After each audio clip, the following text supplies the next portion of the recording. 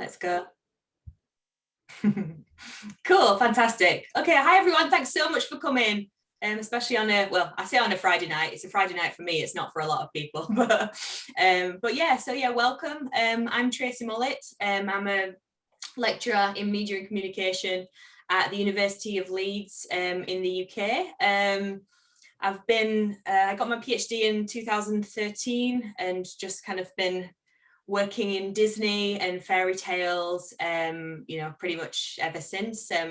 My original research was on sort of the Disney short subject animation that was released in the 1930s and the 1940s. And I was kind of very much interested in the ways in which these, reflected what was going on in America at the time. And I've done quite a lot of stuff on fairy tales and American identity and American cultural myth and things like that. And over the last sort of few years, aside from the cultural history of the Disney fairy tale, which I'm going to be talking about obviously today, I've done a lot of stuff on nostalgia, specifically 1980s nostalgia. And the other kind of big part of my research is on the Netflix series Stranger Things. So I have two loves of my life: the Disney fairy tales and all that, and Netflix and Stranger Things. So yeah, that's me. That's who I am. Do you want to introduce yourself to everyone, Sabrina? Sure. So I'm Sabrina Mittermeier. I originally did a PhD in American cultural history at the University of Munich, Germany. And the book we're going to talk about today was actually my dissertation. But other than that, I now have a position in Kassel at the chair of North American British history. And so my research, obviously Disney theme parks most of the time. I've started to dabble a bit in Disney animation, but mostly in sort of a context of queer studies, because my second book project is going to deal with like issues of queer representation in American television. So I've also always done a lot of American television stuff, and plan to do much more, and some historical films, so ideas of nostalgia, public history, public memory, which obviously also play heavily into Disney theme parks, as sort of things I've started to look into more, and media tourism, which also has to do with it. I always will come back to this theme park project for me in many ways. The just to show off the books again, because I do actually have Tracy's book. Tracy does not have her own book. I have your book, but I don't have mine. I have not had this book for a while either, because this is the joy of publishing during a pandemic post-Brexit. Things get stuck at the printers and then in customs, and it's amazing joy. I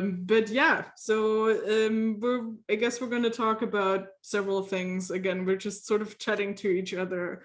So again, as a sort of framework, what I wanted to talk to you about is, I think, just trying to study popular culture in terms of cultural history, because obviously the big commonality between our two books is that they're both a cultural history of something Disney.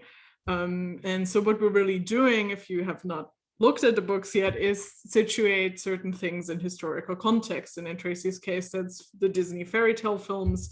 And in my case, it's the Disney theme parks, so specifically all the Disneylands. So maybe there's some general remarks you want to make on how that has developed for you, why that was interesting to you. Yeah, I mean, as I say, I did, my BA, my MA in history. So I've always had a history hat on, always. And then, so when I kind of came to do research, looking at, it was actually during my MA, there's a sort of very seminal moment when my then tutor showed me the animated cartoon De Furious Face from the Disney Studios made during the war, and I was just like, oh my god, it just completely blew my mind. So then I just sort of started looking into these cartoons and so on, and obviously that then progressed to looking even more at Disney fairy tales and so on. But I think animation is such a rich and even now understudied source for looking at things in context, and looking at how past societies and how past ideologies and values can very much kind of come to the fore and come into these narratives. to say, for me, it was always out, because I've always had a history hat on, it was kind of a natural way for me to progress into looking at these narratives. But so they provide a window into a society, and as I say, that's very sort of similar into how you're looking at the theme parks in your work, Sabrina. Yeah, I mean, for me, it's the same. I've always done more the cultural history side of things, because in my program in American Studies, you sort of split into like people who do more of a literature thing or cultural studies thing, and then others who do history. And I feel like I've always been stuck between the two chairs, because on the one hand, I was doing popular culture, which nobody in history was doing all that much, except for occasionally like somebody looking into historical film. But at the same time, I was much more interested in history than in literature per se. So yeah, I ended up stuck with that. And yeah, and then that was always, I think, interesting for me, because I feel like, especially in literature studies, people are going to get very mad at me now, but there's a tendency sort of, and I know that's changing too, but sort of in a traditional literary studies point of view, a lot of the analysis about the text in and of itself, and less about sort of, the author and the context of the author, like the time the author lived in, the cultural context the author has existed in, and then obviously the text itself exists in. And then if you look at media like film or theme parks that are shaped by like millions of authors, really, like, or at least hundreds of them, it gets so much more complicated. And I feel like there's always a key to sort of understanding how something happens is very much, for me, through sort of this cultural historic context. And I think it's really difficult as well, especially when you're dealing with, as you say, things with entities with multiple different authors as well. I mean, that's always been a thing with animation, obviously, because there's just so much that goes into an animated production. You can't just say, oh yeah, it's the director. You can't just say, oh, it's the producer or the animators and the storyboarders and so on and so forth. There's so much that goes into these productions that authorship becomes really, really difficult to quantify. So I think that's another reason why it's illuminating to look at context rather than kind of taking that traditional text view. But yeah, as you say, we might get shouted at by anybody who's in. I mean, I think there's value obviously in both of these, or bringing both of them together. Especially, it's not like don't look at text that way too. Like if I teach film analysis, both of these things will usually come together for me. And with theme parks, you can do the same. I mean, I do also talk about like media theory, like remediation, the fact that the attractions are based on the films and how that works sort of from a media studies perspective. So I feel like there's lots of rich analysis to be done if you sort of do it a bit interdisciplinary in many ways. But for me, the sort of the context argument is very, very prominent always. So it was really exciting for me to see that you're doing this book and you're doing it with the films almost at the same time I'm doing it. I mean, like my book has been in sort of the pipeline much longer because it was my dissertation, but sort of it magically all came out at the same time. Yeah, I love how you said magically there as well. Of Disney course, magic. it's a product of Disney magic. Yeah, they say my project very much kind of came about in terms of, say, I've done a lot of stuff on the 1930s. I've done a lot of stuff on Snow White in particular, because the 1930s is a decade that's always really, really interested me. And, I've always had this kind of real sort of fascination with American history and American identity, particularly in the 1930s. And some of the stuff that I looked at and the kind of origins of the project, I was looking at Snow White. It was a presentation I gave at the British Academy in 2015, I think it was. And I was looking at Snow White, and then I thought, hang on a second, this is a framework, and it came out of the 1930s, and I was very much sort of thinking, this is a framework that expands beyond the 1930s. It just tweaks, it just changes a little bit, but essentially the kind of same, the same kind of ingredients are there, and it very much chimed in with the kind of nature of the American dream and what that meant to people within the 1930s. So that's kind of where the project came from. For me, I was sort of thinking, well, let's have a look. Okay, this works for the 30s. How does it change for the 50s? How does it change, when we get into the 1990s and so on? And you just sort of find, and as I found in the book, it's just this idea of, you know, the Disney fairy tale just being so adaptive, and you know, this idea of the American dream kind of changing within popular culture, and that also being adaptive. They just kind of had this sort of really interesting relationship. One of the things that I remember you putting in your book, Sabrina, is this idea of Disneyland being adaptive and you know, kind of changing, you know, throughout you know, throughout time, and throughout, you know, and kind of just becoming different things in culture. Yeah, I mean, that was for me definitely sort of I think there's a common strain here where you start in the 30s. I definitely start in the 50s, and for me, like, what I want to do with the book is sort of prove, quote unquote, that these are very much products of their time, but also specifically Disneyland is so much a product of the 1950s. And because it's the first one they built, sort of that strain keeps running through. Like, they never fully get away from it. Obviously, so much has changed in terms of, you know, what you can find there in some cases, especially if you compare Anaheim to Shanghai, a lot has changed actually. Yeah. So yeah, for people who don't know, like, the first one opened in 1955 and the latest one is Shanghai Disneyland in 2016. So they actually sort of start to deviate from some of the template, but at the same time, there's so much that's still the same. Some of the strategies behind it, like, also if you start to look at it from like marketing perspective, one of the kind of core ideas of this theme park always was that it's a promotion for their films as well. And now it's sort of a cross promotion. Like, films can also serve as a way to promote the theme park. Like, there's always this synergy going on. Yeah. So like, one of the sort of like little anecdotes to talk about with this is like, in the like when the park opens in 55, obviously the big icon of the park to this day is like, for Anaheim, Sleeping Beauty Castle. But Sleeping Beauty hadn't even come out. Sleeping Beauty didn't come out until 1959. And if you look at sort of the animation by Ivan Earl, mostly for that castle, it doesn't really look a lot like the castle in Anaheim. It looks nothing like the castle. I mean, it looks a lot more like the one in Paris later, but like, you know, they're just naming it Sleeping Beauty Castle. And the only reason they're doing it is because they have that film coming out. Like, it's just a tool to promote this. And, you know, looking back, people don't even realize that that's what was happening, you know.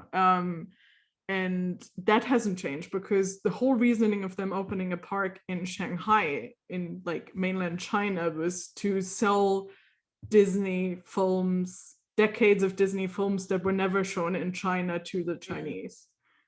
And that's working. Like, unsurprisingly, it's actually, I mean, it's sort of the caveat, because there's a lot of like pirated content always in China, but like officially, like, the government is still so restrictive about how many foreign movies they're showing every year, since they've started to sort of open up, and especially also open up to Disney content. But this is a sneaky way for them to sort of, you know, even go back to sort of the cartoons from the 30s again and sell them, because if you walk into Disneyland in Shanghai, it's Mickey Avenue. Mickey Avenue, yeah. So, yeah, it's like sort of this stuff, but it always will go back to sort of the core ideas that were very much set in the 50s, for me.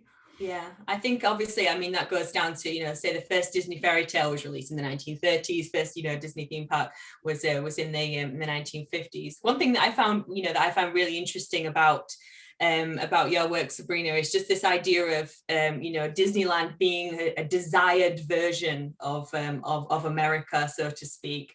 How do you sort of, you know, feel that how do you feel that it functions, if you like, in countries, you know, like well, in areas like Hong Kong or Shanghai or even Disneyland Paris? I think it's always very like, I mean, I have to say, sorry, that's a bit of a hard question.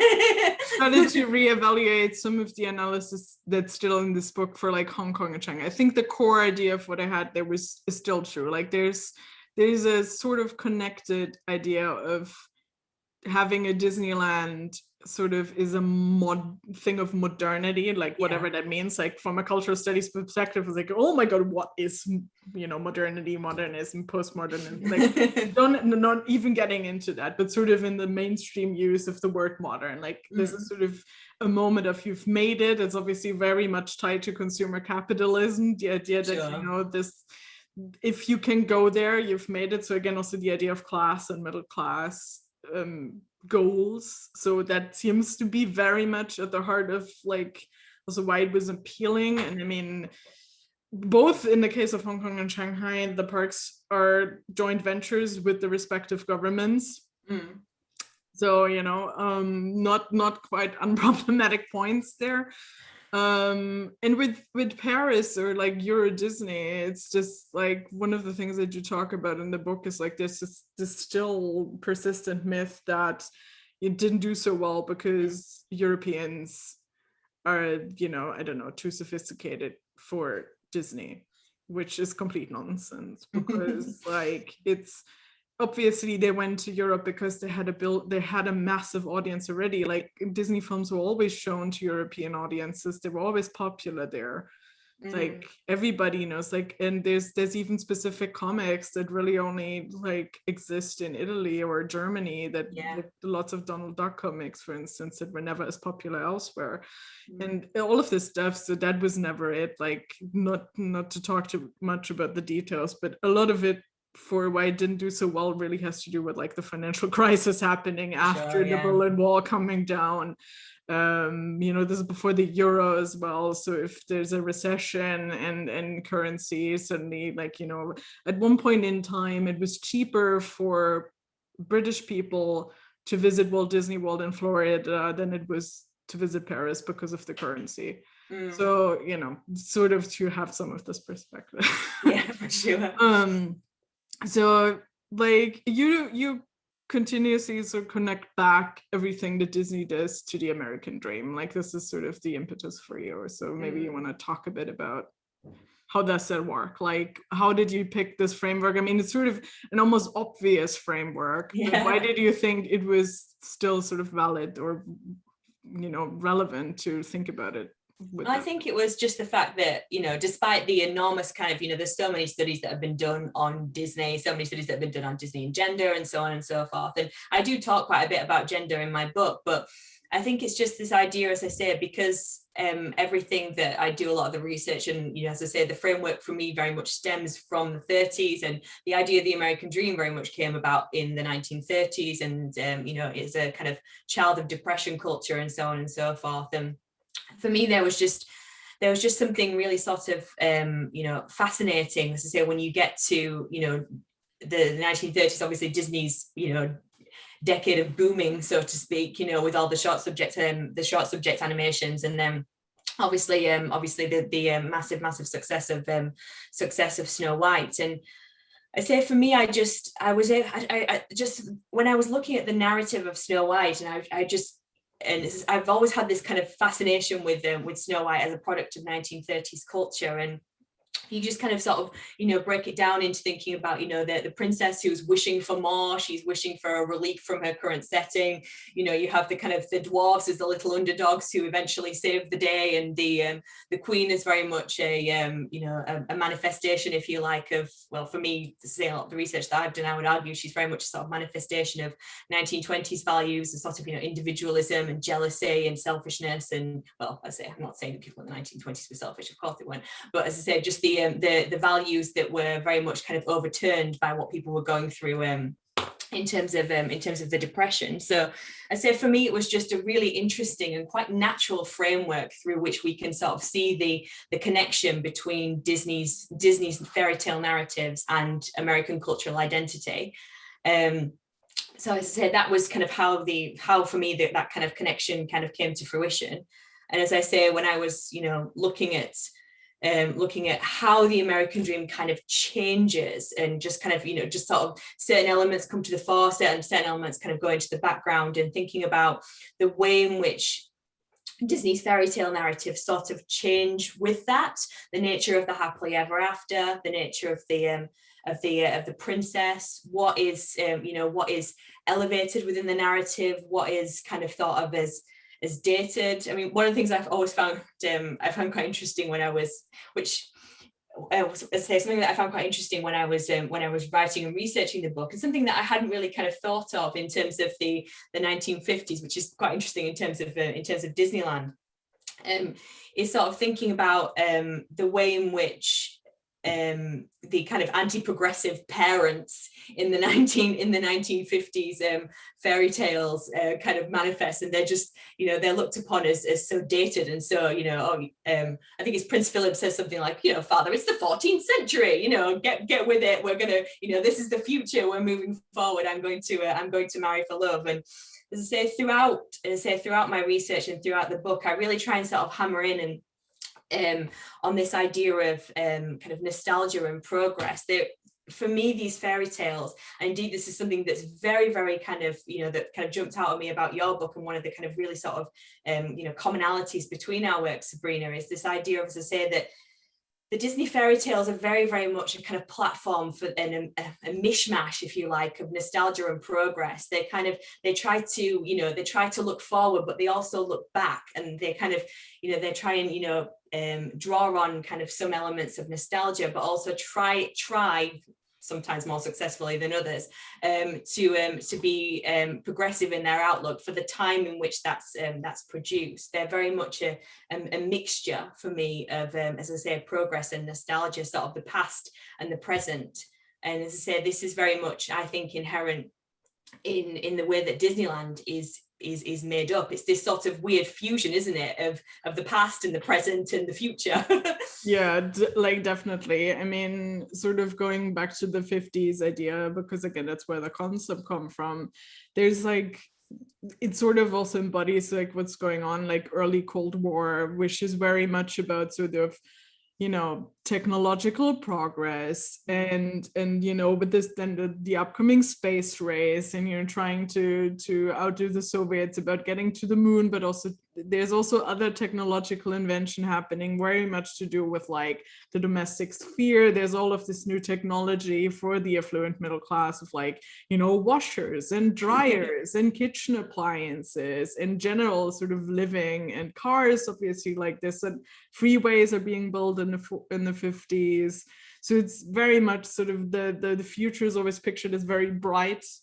And I mean, but it's also like there's also sort of anxieties in it. Like one of my favorite things to think about in terms of 50s, like with nuclear energy, for instance, like at the same time you have kitchen appliances run by nuclear energy or whatever, like, you know, that vision of like nuclear energy can give us everything. And at the same time, they're selling like bunkers for, you know, if somebody drops the atomic bomb, which is, you know, sort of completely almost a bit insane. And then obviously the other side of like the massive nostalgia that is in almost everything else of Disneyland, like Frontierland and the Western and this completely whitewashed history, or Main Street USA, which is like turn of the century small town America.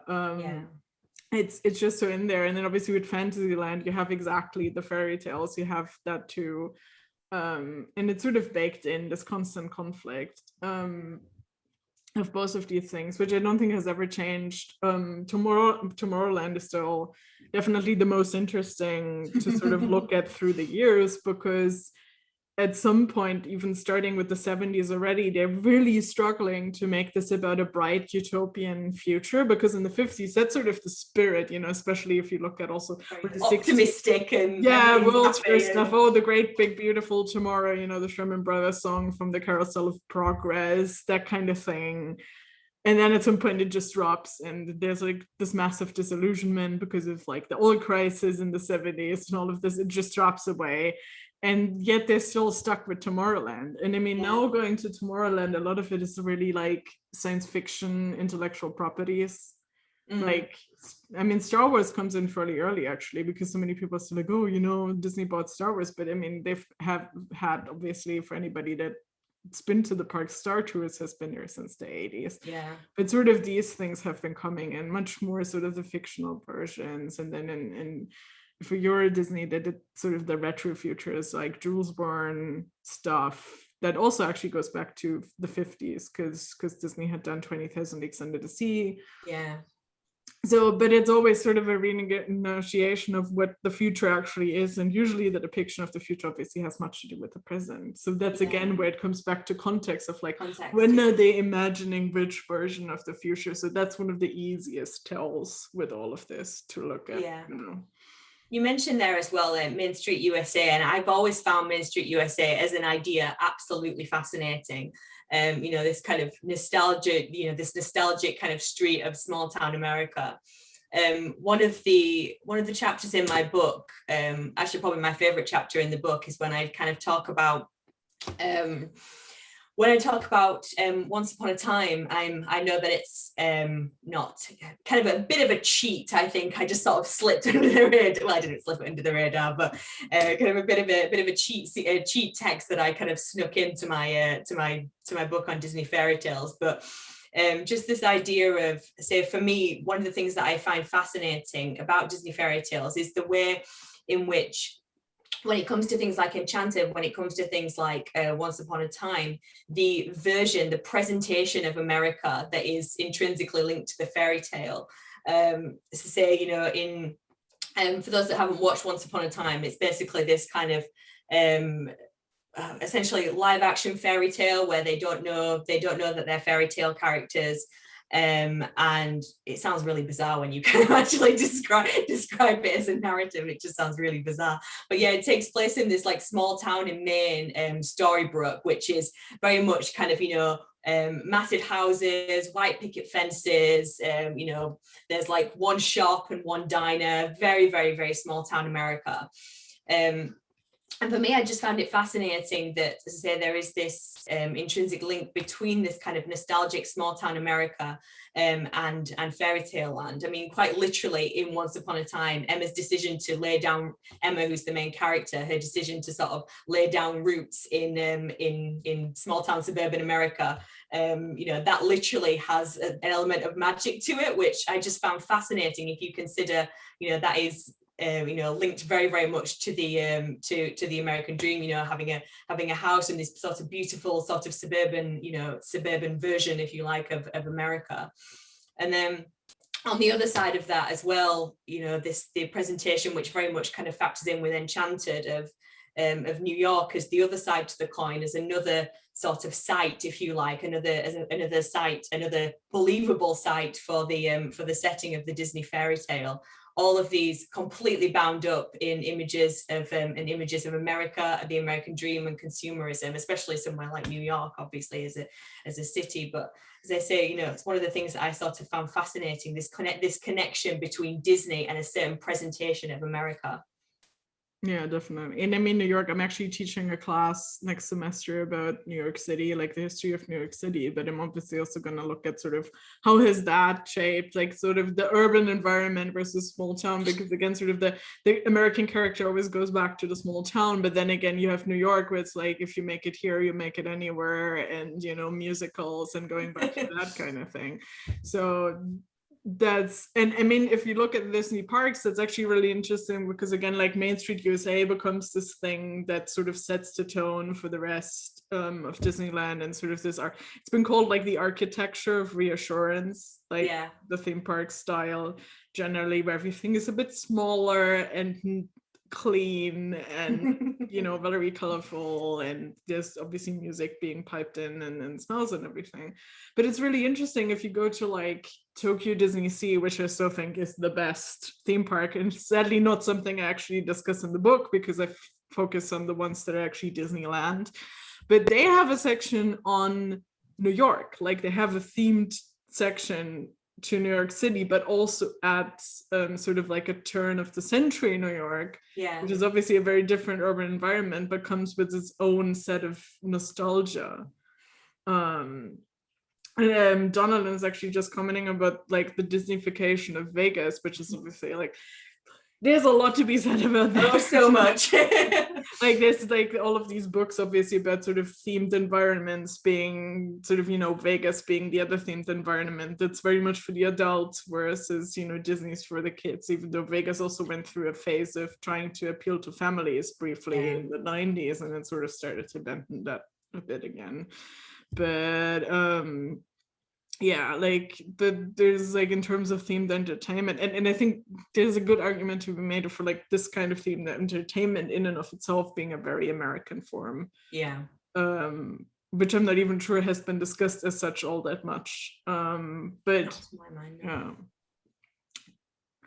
Because I mean, if you think about it, like what is an American entertainment form? Like, I mean, Hollywood, yeah, obviously film exists elsewhere, so that's sort of a difficult argument to make. But sort of if you look at musical theater, actually, I think is a good indicator for like a very like American entertainment form in terms of, you know, especially the early musicals that are very of the Depression era. So sort of to go back to that sort of, I think, run through everything, and Disney obviously doing lots of musicals. Andy's commented on the Town of Celebration God, from yeah. the Truman Show. Yeah, so Celebration has a really weird history.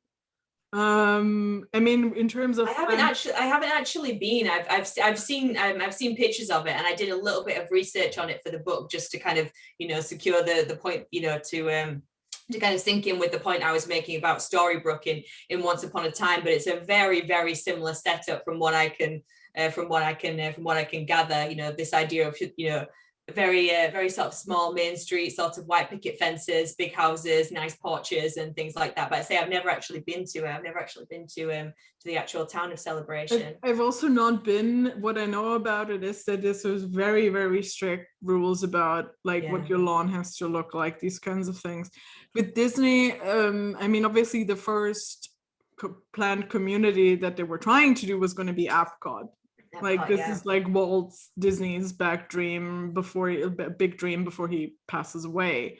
So in like 67 he comes up with this concept, or in 66 they come up with the concept slowly, and 67 they start to pitch it of this like I mean Epcot experimental prototype community of tomorrow, which again goes back to a lot of the stuff you actually find at Tomorrowland before, with like in terms of domestic living and public transportation. And I mean, US is not that big on public transportation compared to, for instance, many countries and cities in Europe. But sort of all of these ideas of that future living, that always also comes back to corporate sponsorship. And he has that idea to build like a city. And obviously, I don't think they could have ever have made it work, because it would have been this very controlled environment. It would have equally been very white and middle class, which at that point when people actually live there gets worse than if it's a theme park and people go for fun. But obviously it also never comes to fruition. But I think that's sort of the idea that's at some point carried forward into Celebration. And I think there's a sort of ongoing fascination with Celebration, but it seems to be an almost failed project, because from what I know, Disney even sold it off and there isn't much happening. It's just a planned community. And like it's not that different from some of the gated communities you find in other places in the US, and also even close by in Florida. It may be a bit more obsessed with sort of, you know, the way things look. I think it's very much almost like a movie set. Like I keep thinking about WandaVision, like if anybody has been watching that. I was just gonna say. Like sort of Westview and WandaVision, you know. Definitely, it definitely has that kind of nostalgic vibe. I've got a couple more comments here. Growth and Celebration. Just to look around a few years ago, I was reminded of the episode of The X-Files with the perfect planned community, where the chair of the homeowners association would unleash a monster on anyone who didn't abide by the rules. Yeah, basically. But that's also why I kept thinking of WandaVision, because to me, like some of the stuff that's happening with WandaVision sort of early on in the show, when they were very much in the 50s, 60s sitcom episodes, like there's that moment that's super X-Files to me, where the guy comes out of the, like in the middle of the street, comes in, I'm lacking the English word, of the out of the ground, out of the water, sanitation, like somebody give me the word, I don't know. But if he comes out of that was a super X-Files-y moment for me. So I think there's that continued fascination of like the eeriness of the suburb. So I haven't seen this episode, but very much channeled in WandaVision, the kind of the underlying tension of suburbia. Charlotte said, I talked about the sanitization of the Disney fairy tale. I talk about Jack Zipes, and I'm not very nice to him, unfortunately. I apologize if anybody's a Jack Zipes fan in here. And you know, cleanliness of the park is very much part of Walt's vision, and very, very true to this day. Yes, and then that thing that's like you're not allowed to go, like, I don't know if this is an urban myth, like 17 paces without reaching a bin or something like that. And Charlotte's just asking why sanitation is so key to the Disney brand, cleanliness, so to speak. Why are the Disney parks so clean? Yeah, I think there's a lot of like Walt being very hung up on, like, for once it's actually Walt, because I mean a lot of the stuff in terms of, again, authorship in the parks, it's so many people, really, like tons of the Imagineers obviously, but I think with the parks, he visits amusement parks to do research, and what he really doesn't like about them is that they're dirty, and I think dirty has different meanings in this context. Yeah.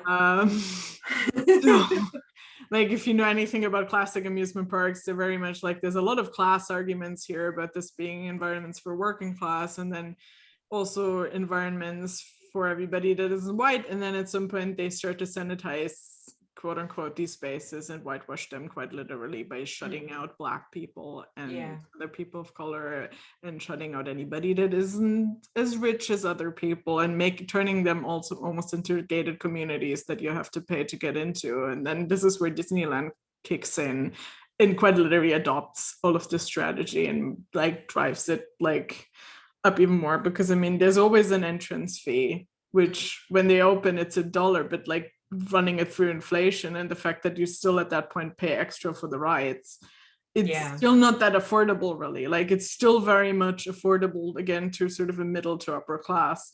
And, you know, if you look at who's, you know, making up the middle to upper class at the time, it's mostly white people. So so I think that's that. And in terms of like literal cleanliness, that it seems to have been something that Walt was very, very keen on. Sort of the friendly environment is when everything is clean. And that whole myth about like there's statistics of how long do people hold on to trash and wait for a bin to show up until they drop it on the floor. So those are just basic studies like that they use then.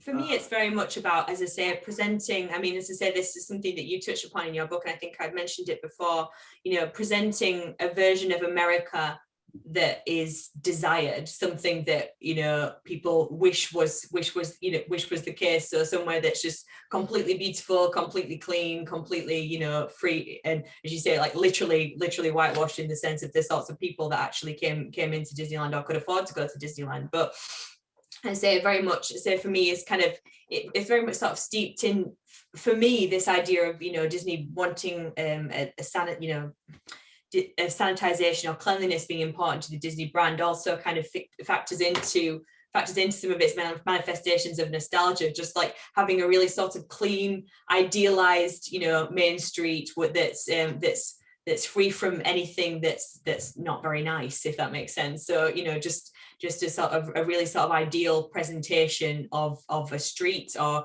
an ideal presentation of you know, the Western frontier as we see in Frontierland, and similarly with Tomorrowland as well. So it's just a very clean, very sanitized presentation of history, if we're talking about something like Main Street USA. But you know, obviously this kind of ethos, this sort of sanitation of the Disney brand, obviously expands to all of Disney's theme parks, you know, not just the Disneyland theme parks that Sabrina talks about in her book. It's very much, you know, all of them, you know, Hollywood Studios, Animal Kingdom, all of them.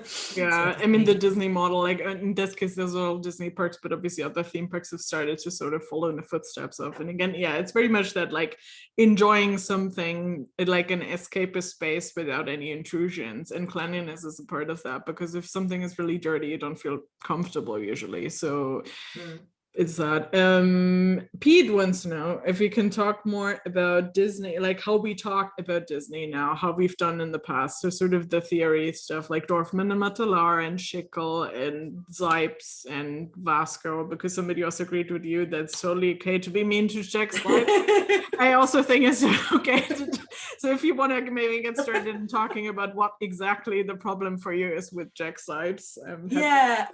Well, Jack Zipes, my main problem with Jack Zipes, and as I say, one of the reasons I think it's really important to expand, you know, Disney studies beyond that, is the sense that, for me, Jack Zipes' main argument, he just seems to sort of say that, you know, fairy tales are something that can't, you know, that shouldn't be touched, you know, that if you change a fairy tale, that you steal it. and that you fundamentally alter everything about it. You're stealing it from the people, so to speak. These are kind of, these are just paraphrases, I guess, of some of the things that he says in his argument.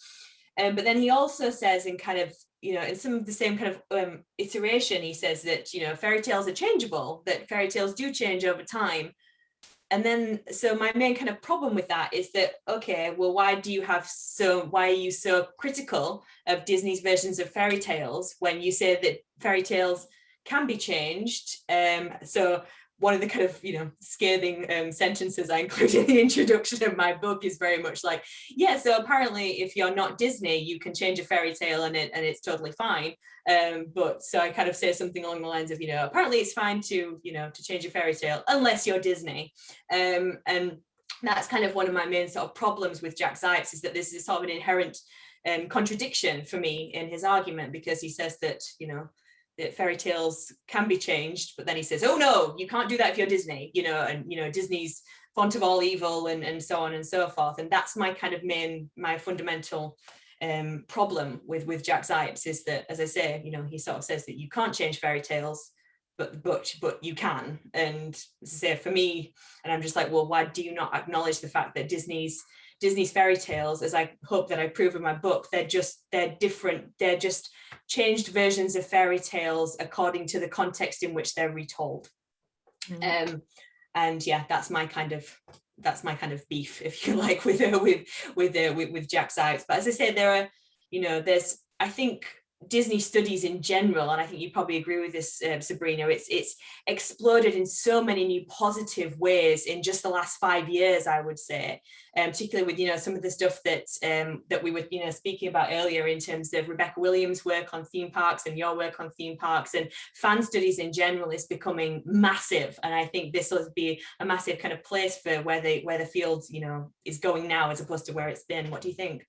Yeah, definitely. Oh, Pete also notes that it's quite clear that Zipes doesn't understand how movies get made. Yeah. This is also for me, so one of the biggest gripes with all of some of the early theory of work on Disney. So Dorfman Matalard wrote this book about Donald Duck, reading Donald Duck, and it's very much sort of about American cultural imperialism in Latin America in a very specific context. And I just recently reviewed, or I shouldn't say this, actually, peer reviewed a book that's about to come out now, but there's a really, really good cultural history of Donald Duck comics coming out by Peter Colin Bryant. Awesome. So yeah, I hope he doesn't watch this and find out I reviewed his book, but I guess I'm allowed to say as soon as it's published. But it's I also said I'm okay providing a blurb, so I think at some point the jig is up anyway. But he also sort of really spends a lot of time complicating this text, because I think, and that's the important point for me as well with some of the theory, because especially when it's postmodern theory later on, a lot of the work on Disney comes from sort of this postmodern theory point of view. And actually, when I was starting out with, back then, my dissertation, all of the literature I kept finding was this sort of very postmodern theory point of view on Disney, and sort of on Disneyland and theme parks and these spaces as well. And it was very, very negative. It's always about, obviously, a consumer capitalist criticism. I'm not saying we shouldn't criticize them for being obviously, of course we should. But I think it was always very limited sort of a reading of this. And what really annoyed me also with how people use some of the theory, like Jean Baudrillard, which is still one of the things that always come up when you look up Disneyland scholarship.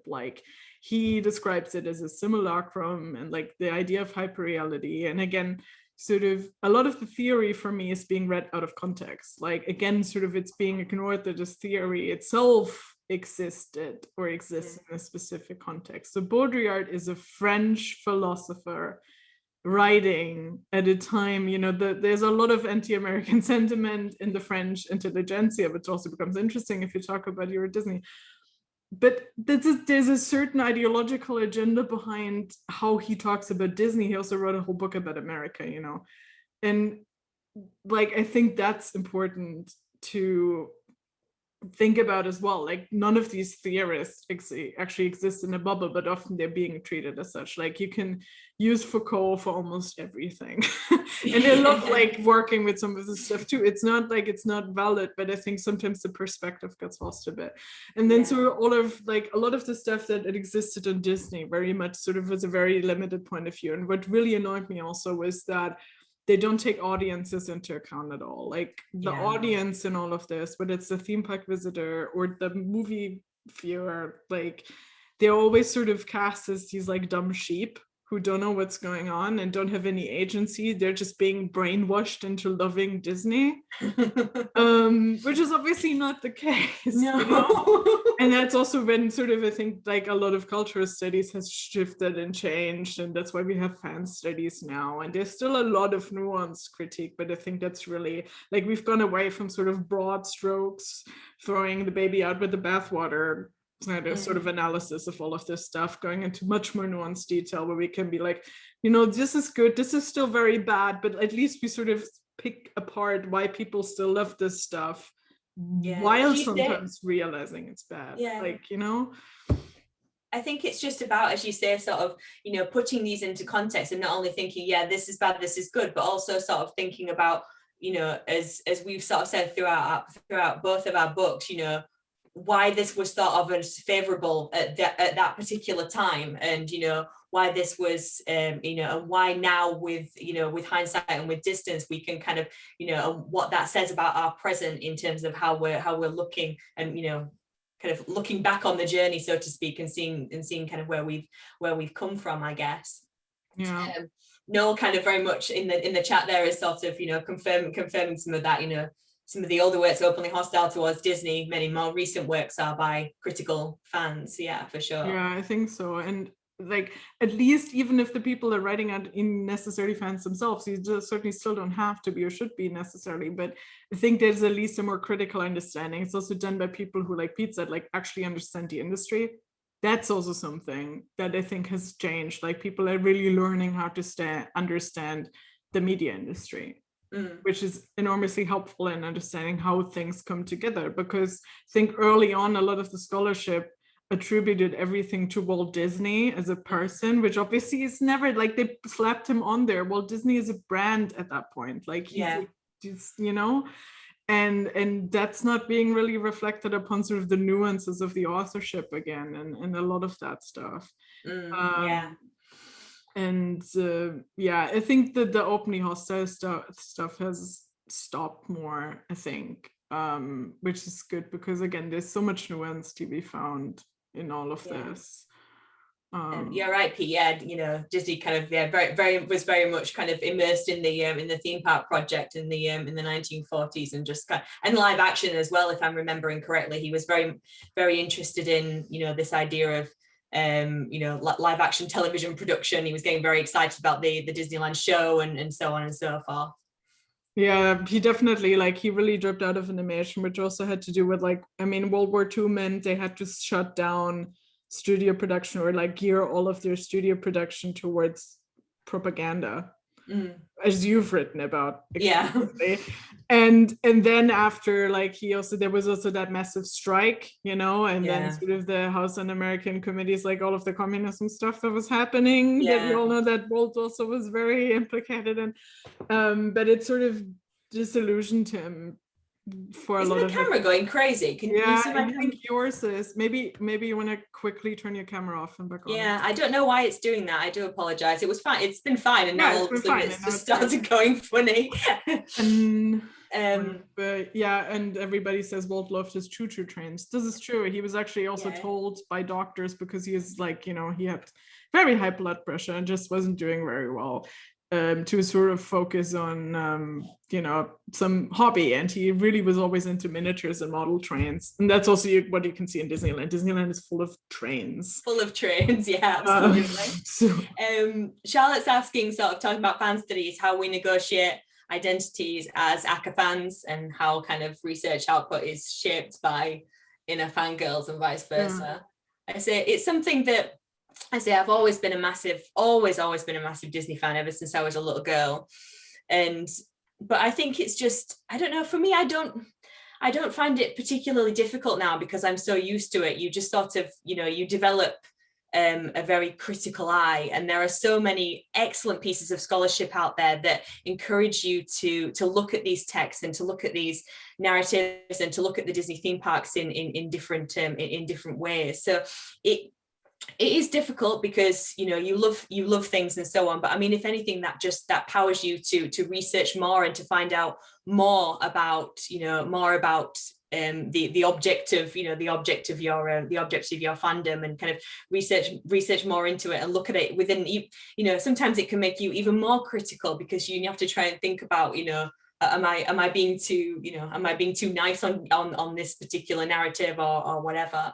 I don't know, say, because I haven't done any research obviously on the Disney parks, but massive fan of the Disney parks. We go as often as we can afford to go to the Disney parks. But how do you find it, Sabrina, kind of negotiating being a fan? But yeah, I mean, that's always sort of like one of the questions I always get is like, do you actually like Disneyland? I'm like, do you think I would have spent years researching this and writing a whole book if I wasn't? I think for me, it's always been actually helpful to be a fan of the parks, just because you pick up so much, like, before that, useless knowledge about things, just because you're interested in it. And you spend a lot of time there, and you start to realize a lot of details and start to, I don't know, take guided tours of the parks, or, all of this sort of nerdy stuff. Like, you really get into it, which I think is the case for many other media as well. Like, if I'm a fan of a show, if a show has 200 plus episodes, like, I better be a fan if I have to sit through all of them, or at least find something enjoyable about them. And so I feel like some of that has actually helped getting in-depth knowledge, because also to go back to all the like scholarship on the parks specifically, I remember reading like a special issue of something early on about the parks from like the late 80s, early 90s, and there's a chapter in there that's been seared into my brain where somebody was like, oh, I wanted to do research in Disney World, but I hadn't ever been. So I booked a trip for like a week on my own during Thanksgiving week. Oh my goodness. Sort of recorded my experiences, which I mean, I guess is an approach to take. But I mean, what was the takeaway of the chapter? It's like a lot of families seem to go there, It's like, oh, really? I could have found that out without actually setting foot in the park. Like, I don't know, it was just this sort of banal stuff of like, oh, it's really crowded. It's like you were in Walt Disney World on Thanksgiving weekend. Like, I mean, sort of like, I think there's just other stuff you really start to only get into if you've spent considerable amount of time looking into it. But yeah, it's also good because I don't know, in some ways, I mean, aside from visiting Disney at Thanksgiving, which I imagine was incredibly stressful, but I think just in general, I guess it's it feels a lot like, I don't know, you can really sort of immerse yourself in your research because you love it so much. I loved sort of revisiting all of the fairy tales, the older ones not as much because there's been so much written on those now, but it was nice actually to be able to look at some of the newer sort of live action stuff and to be able to sort of do a kind of comparison as to how things have changed. Do you want to try your camera again? Maybe it will work. I'll just see if it's working. Otherwise people have to just stare at me. Maybe it's solved, it's all. Hopefully it's okay. I don't know, we'll see. Pete had some good questions about like what it's like to study a huge global media conglomerate through like a single form of medium, balancing what's it's doing in one division versus the company more broadly over time, because obviously it's been growing into like a massive multimedia conglomerate. Like when you start to study it in the 30s, it's a small animation studio. So how have you been dealing with this? It's difficult. It's incredibly difficult because you find, it acquires so many different heads, so to speak, in so many different kind of divisions, as you rightly point out there, Pete. So it is incredibly difficult, because again, it offers more, there's more context that you have to think about. This particular thing, when I was thinking in my book about the 1980s, the 1990s, and this sort of Eisner era, so to speak, you have to sort of think about how the direction of the company changes. And how the ideals and the values of the company changes over time. And obviously that's very much when we get into the Iger era as well. As I say, it just it changes, and it's really, really sort of difficult to keep track of all of the kind of different elements, if you like, to Disney. So for me, as I said, that's one of the reasons why it was easier for me to have a framework like the American Dream, because I could, try and sort of stick very much to the fairy tale output. Obviously, I'm aware, and I do discuss other kind of, shifts, if you like, in the Disney companies over time. But so for me, it very much helped to just sort of keep things in the keep looking at the political and social context, which also altered, how the company was changing over time as well. So for me, it was just about sort of ironing out the creases in the narrative, from what's going on in the world, what's going on in the Disney company, and how is that impacting, and how is that, affecting, if you like, the shape of the fairy tale narrative. But I say it is a very, very difficult thing to do, because I say, with Marvel and with Marvel and with Lucasfilm as well, and now obviously the output that's going on to Disney Plus as well. So Disney is just becoming even bigger than it ever has before. But I think it's really interesting when you're doing a cultural history to sort of track these developments over time, and you do get quite a consistent narrative, I think. And the fact that Sabrina and I did come to quite similar conclusions as to what Disney was doing with the Disneyland theme parks, and for me, what Disney was doing with its fairy tales, that does say something about something of a consistency, if you like, in the company's ideology, even across kind of different mediums, so to speak.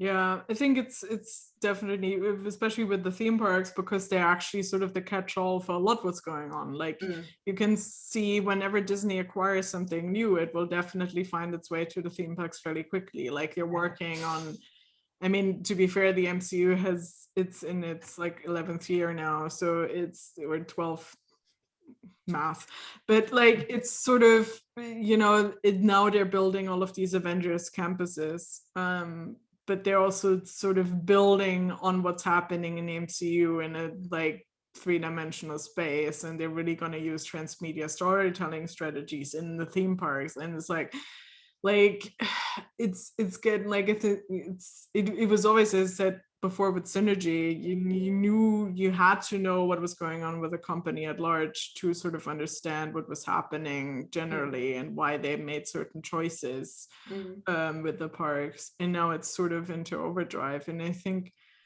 I think it's just a key thing to sort of really stay informed about the company at large, even if you want to analyze one specific thing, because I think that's again sort of the understanding about how the industry works. So I've been thinking more about also sort of like not just like a cross-reference type of thing, but like because I just wrote a blog about, as I said, like I'm getting more into like queerness stuff, and with Frozen and queer representation and Frozen and sort of the discourse around that. And like I looked at sort of Howard Ashman's work, and I sort of argue, okay, what he's been doing is like sort of there's an intrinsic queerness to it because he was queer. And how that resonates even in Frozen, even though that's long after his death, but because the new composers step into the legacy. So I think I've started to think more about sort of the hauntings, if you want to think about all of this stuff. And I think that's sort of a cross pollination across all wings of the company. You will also notice that they consistently hire the same actors or composers. Like the music for WandaVision was Robert Lopez and Kristen Anderson Lopez. Like they keep hiring the same people that they already know and trust. Or at some point, Lupita Nyong'o was involved with Star Wars and some live action film and forgot what else, like that's sort of, I think if you're not aware of this kind of thing, you sort of lose track about what's going on. Absolutely. Pete is also talking about kind of how it's, how to study and historicize a company that guards its archival holdings and commercializes its own version of history. On the archives, what a nightmare. I'm sure I speak for every Disney historian ever when I say what a nightmare. but yeah, it's very, very difficult to be a Disney scholar, particularly to be a Disney historian. You kind of have to, I think we've talked about this elsewhere as well, you know, trying to find places where you can get stuff, archival stuff on Disney is really, really quite difficult. I got the not sorry, we're too busy. Yeah, me too. Me too. And you know, you get the for internal use only kind of thing as well, which is what I got back in 2011 or whenever it was. Yeah, it's incredibly difficult. So you kind of find yourself as a Disney historian being like a little, you know, you just like a little excavator, essentially, just having to try and find the kind of disparate pieces of Disney history kind of scattered sort of throughout the US. I found the main stuff for my first book and for my PhD thesis, I found in the Academy Library in Beverly Hills. You just have to kind of, you know, look, you know, just keep looking and seeing where you can find stuff.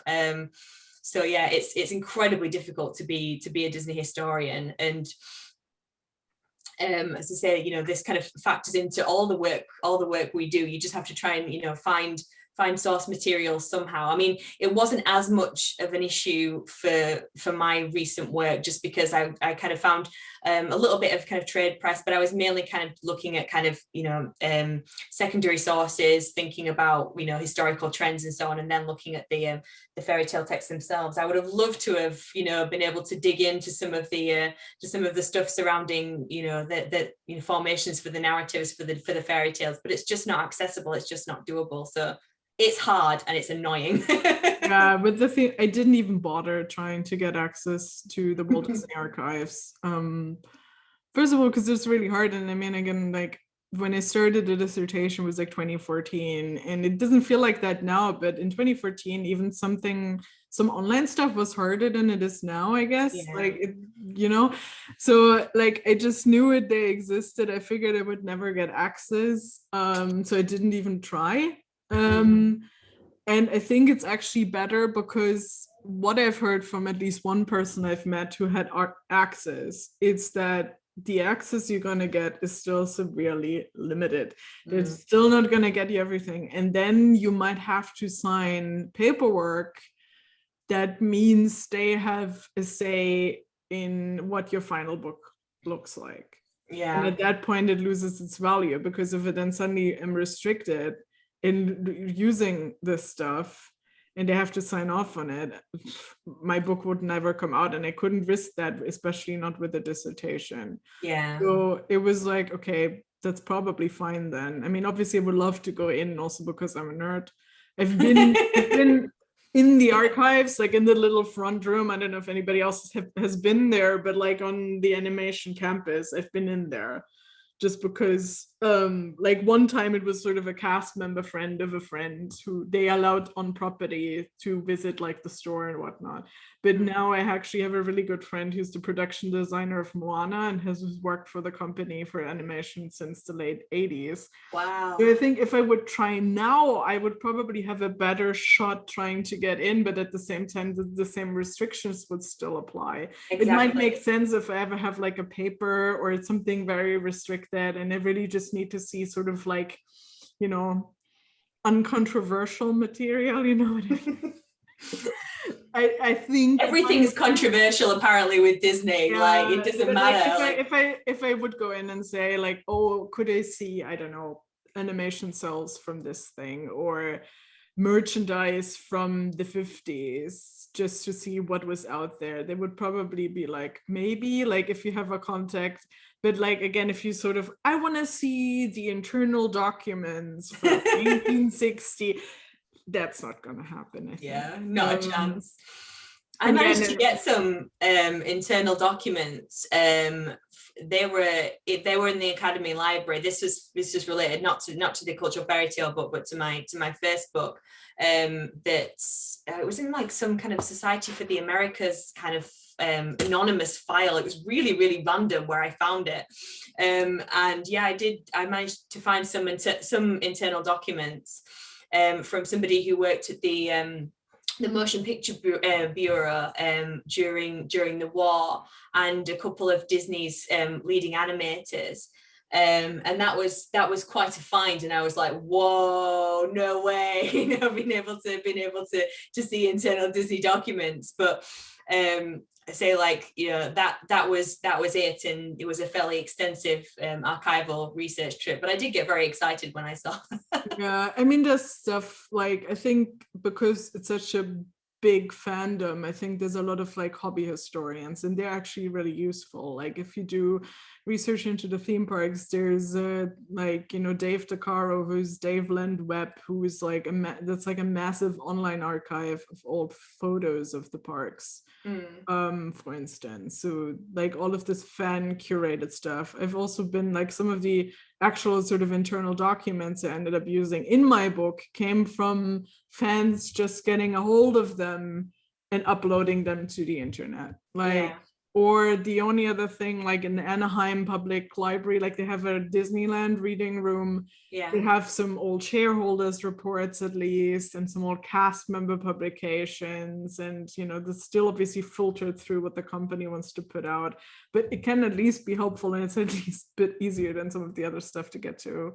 And the Orlando Public Library also has some things, mostly like old promotional materials, but it really depends on what you actually need. Yeah, that's kind of related to what Kelly sort of said in the chat there, in terms of what's available, if you like, and what's not. I think it's for the certainly the sort of research that I do. I mean, my next project that I'm hoping to do is to look at kind of Cold War animation, but not just look at Disney, look kind of probably more at the kind of short subjects of Warner Brothers at the time. But yeah, as I say, it's incredibly difficult to find, because animation was, so neglected just in general, I think, in film studies for such a long time, that it's quite difficult now to excavate a history, if you like, of animation, particularly in the very, very early periods that I tend to look at.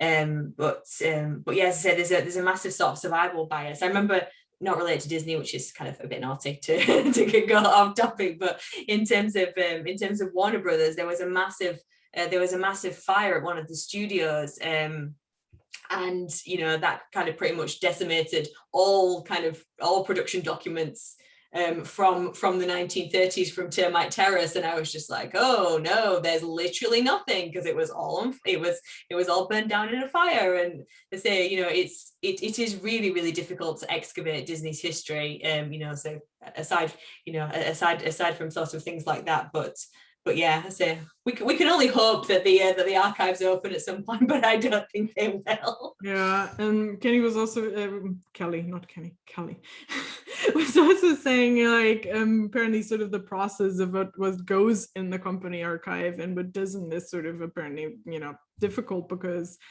there seem to be a lot of historical items that were also then lost forever because they were never archived. I think also the idea for the company archive, I mean, comes early enough, but I think it's sort of, I mean, for the longest time, it's mostly, from what I gather, Dave Smith, like, who leads this archives for decades until he retires. He not retired yet? I thought he had a couple of years ago. No, he died as well. But he had retired, I think. Like, he was sort of still staying on in some sort of unofficial capacity, as many of those the older Imagineers have done. But he passed a couple, I don't know, time. But so I know I ran into Dave Smith in 2015 at the 23 Expo. So he was alive then. But he has since passed. So, but I mean, for a long time, like, the archives were Dave Smith. And then obviously they expanded. But it was never that, I think for a long time, it wasn't that big a venture. It was just like, well, we should keep some things, I guess. I don't know. Now it's like a fully formed archives, but it's still, sort of very limited staff from what I gather. So, I think Ben Sharpstein's kind of files are in there, which I think I'd love to have a look at those. But yeah, I'm pretty sure most of his stuff is in the Disney archives, which is, again, frustrating, because one of the earlier animators that I'd like to look at, but hey. And I think sometimes people don't even know what of theirs ends up in the archives. Like, if you produce anything for the company, for instance, from an animator's perspective, you basically they will always own it. Like, they can put out your art for things, they can produce merchandise for your film, and not necessarily consult back with you. Like, sometimes they do, obviously, but like just knowing from my friend, he's like, like they put it like, because again, he was a production designer in Moana, and I have the Art of Moana book, and there's tons of his art in there. Yeah. And he hadn't even seen that book before. Like, it's still credited to him. So it's not like they credit everybody. And there's some pictures from when they did the research trip, but like whoever put the book together probably used the archives, but didn't then inform every single animator's work that's in there. So they hadn't even, really engaged with, for instance, this book that they put out. So, the mouse owns everything. And yes, the Art of Moana is amazing, gorgeous. It is. A lot of the really cool background art from Moana is actually by Ian Gooding, who's my friend. So he's like, yeah, I really love his sort of background stuff, especially. I wish I could have, like, I don't know. I mean, say I had to kind of, limit the scope of the book somewhere, I guess. But but yeah, there's so much that you can say about about fairy tales, that about Disney's kind of fairy tales that are, well, not really fairy tales. She Moana rejects the label of a princess, so to speak. But I think it's really interesting, kind of we kind of touched upon this earlier, didn't we, Sabrina, as to where Disney's going to go from now, where the parks are going to go from now, and where the fairy tales are going to go from now. I mean, from my perspective, for fairy tales, Disney's running out of fairy tales. I mean, obviously, they're doing live action ones now because they're running out, so they're sort of, making new versions of fairy tales that aren't really new versions of fairy tales, but they're kind of trying to change them, make them a bit more, make the values in the narratives to be a bit more contemporary, obviously, which makes them a solid improvement on some of the older princess narratives. But yeah, so I haven't actually seen, I haven't watched Raya yet. I don't really know how much kind of fairy tale elements there are in that particular film. But I say, given the kind of direction, which I think is a very positive direction as to where the live action movies are going, maybe less so for Cinderella, I would say, from 2015. But I think that Disney's fairy tales are going in a much better, much more progressive, much more positive direction, which I think we certainly get from Frozen 2, which obviously isn't exactly an adaptation of a fairy tale, so to speak. Obviously, it's a original sequel, but there are some very, I think, positive elements in terms of the progression, if you like, of the fairy tale with Anna becoming queen and Elsa, thank goodness, she's still kind of just doing her own thing. They didn't give her a male love interest, thank goodness. Or a female. You what? Sorry? Or a female one, or anything. Or a female one. That's very true.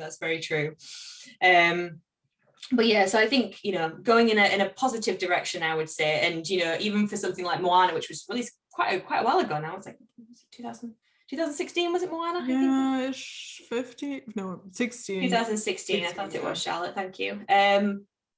But yeah, just and her kind of completely rejecting the princess label and so on and so forth. So I think for me, the fairy tale, it's breaking out, if you like, of its previous constraints. But I do think it will always kind of depend on where American society goes as to where the Disney fairy tale goes. What do you think about the theme parks, Sabrina? Where do you think they're going to go? I mean, just a note in live action film, I'm not sure if you want to credit the live action Mulan as in any way better than anything, but I think I haven't watched it yet. I still also I mean, that also has like very terrible, because again, sort of working with the Chinese government, so that's been like a whole. I know Pete has worked on this quite recently, so I still haven't seen his talk from yesterday. Everybody check out Pete Kunz's talk, live action Mulan. I should probably watch the movie before I watch the talk. but yeah, in terms of the theme parks, I think the pandemic impact is very hard to predict right now. All I know is that, for the vast majority of last year, most of the parks were closed. Mm-hmm.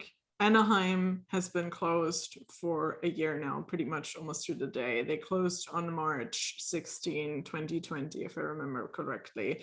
They're now slated to reopen slowly this April, which I don't know how that will look, because California was pretty badly hit in the sort of second wave of the pandemic.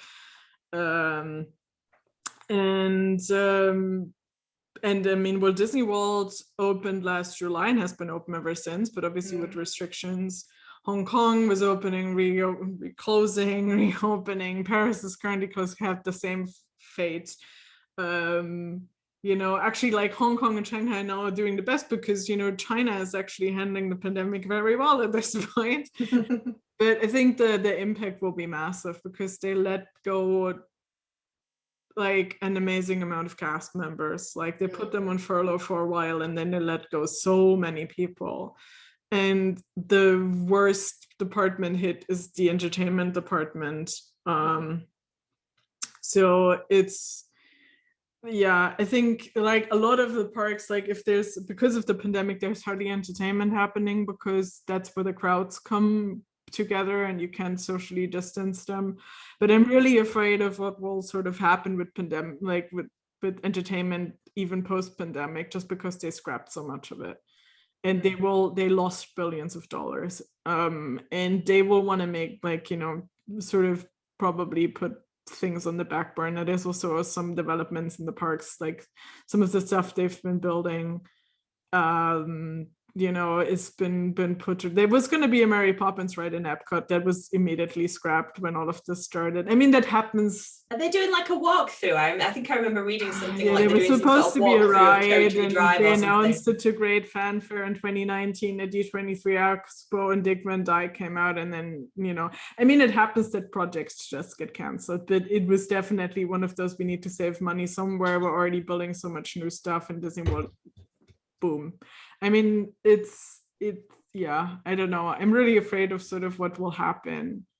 I mean, they will want to get people back in. So I know they're still building a lot of new stuff. Disney World is nearing its 50th anniversary as well. That will be a big draw, but there's probably many expansions that they've been talking about doing that will not happen. And again, it might really impact, like, you know, how many people they still want to hire, and it will impact prices. I mean, Disneyland in Anaheim scrapped the annual pass holder program. It's gone. It's gone. Oh my goodness.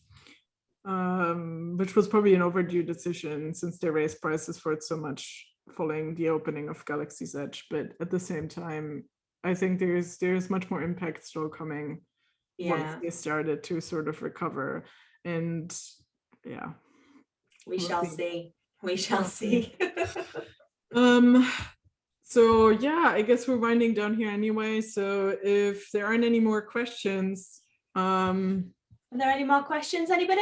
I'll wind down. Everybody can enjoy their weekends. Exactly. More questions, anyone? I don't think there's anything else coming in. I mean, obviously, if you've come up with a question later, as is always the case, the good questions you remember on the way home are, in our case, on the way to the kitchen. Like, we're both on Twitter, obviously, and yeah. Oh, when is the behind you getting unwrapped? How rude. Charlotte's one of my students, by the way, so I can I need somebody I need a joiner because it's really heavy and my husband can't put it on the wall, so I need a joiner to come and do it. So for that to happen, I need the pandemic to be over. My husband didn't put it up in case he smashes it because it was very expensive. So I'm keeping it in. It's a massive print of the Disney Castle. If anybody can't really see it, that's just here. I was just, because I just moved and I was going to put up opposite me where you wouldn't see it, a fun map of Disneyland Paris I picked up at some point. I haven't yet, but yeah. So also we both dropped our emails in the chat if anybody that doesn't have them. Obviously you mostly found us on Twitter anyway or know us, so that we're there. Yeah. Please get in touch. Pete asked, what's your favorite Disney cultural item? I don't know. I don't think you have that much time left, Pete. So Disneyland itself, I don't know. My ears. Yeah.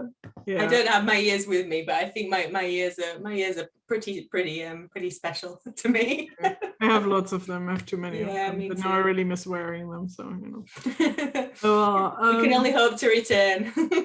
Yeah. Well, thanks again for doing this with me. It was a great thank joy you. talking to you. And thanks for everybody that dropped in. And yeah, love to reach out, talk to us. We love Disney. Keep talking to us about all these things. Exactly. But yeah, and, ask questions. We don't care. And I'm gonna put this up on YouTube, so if anybody wants to share it with somebody that couldn't make it, it will be available. Yeah, for sure. All right, thank you, everyone. Bye. Bye, everybody. See you.